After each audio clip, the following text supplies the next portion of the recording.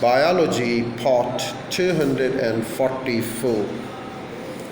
Well, how many kingdoms of animals and birds are there? If all living organisms could be represented onto a single cladogram, this would be like a branching tree. The tips of the branches would be the fundamental units of the classification called the species, which each species is defined as a group of similar organisms which share a common gene pool. The species concept is described in detail in our tutorial. The branching trees shows the major pathways of the evolution, while the trunk comprises primitive organisms similar to those which first existed on Earth. Within this structure, living organisms can be divided into many groups called the kingdoms. Well, there are many kingdoms, and the names and the important characteristics of these 5 kingdoms. In our tutorial, we'll find 5 kingdom systems proposed by the American biologist R.H. Whittaker and subsequently modified by I. Margules and K.V. Schwartz, and have been followed by classifying all the groups of the organisms. The names and the important characteristics of 5 kingdoms are as follows. Number 1, Kingdom Procreata.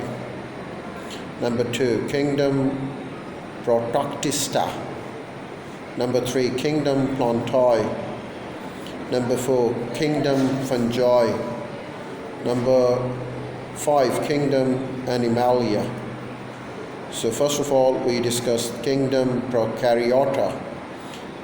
All prokaryotic organisms are included in the kingdom of Procreata.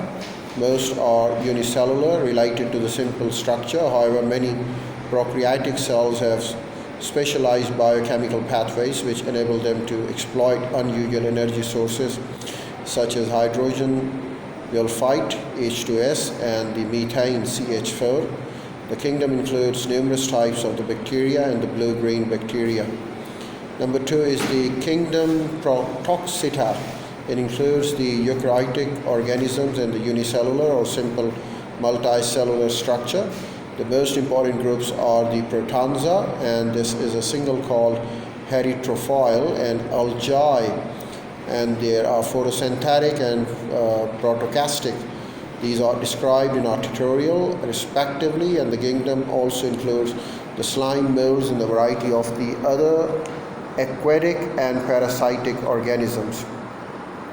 Next, we have got the Kingdom Plantae. As the name suggests, that the members of the Kingdom Plantae are the multicellular autotrophic with the chloroplast containing the chlorophylls and A and B other photosynthetic pigments. They are distinguished from the photosynthetic protosynthesis. Their life cycles, which include the diploid embryo stage.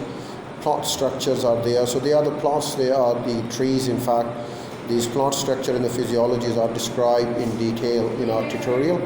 So the plants do belong to Kingdom of Plantae. Next, we have got the Kingdom of Fungi. As the name suggests, they are fungi. So we talk about the fungus over here. Kingdom of Fungi are the eukaryotic organisms, and they reproduce the forming of spores and lack cilia and flagella in all the stages of their life. Their bodies consist of the fine threads called the hyphae, in which dividing walls are often absent. Some fungi feed septrophically and releasing enzymes and absorbing soluble products of the digestion, while the others are parasite and explained in our tutorial. Number 5, the last one, is Kingdom of Animalia.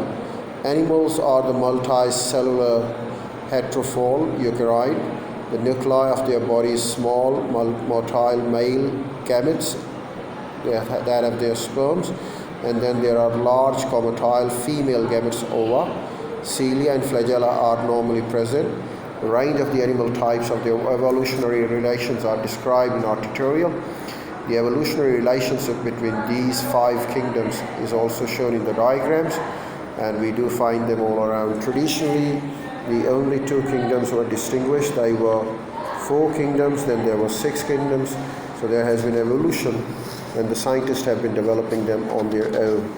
This is the final product that we have right now in the theory.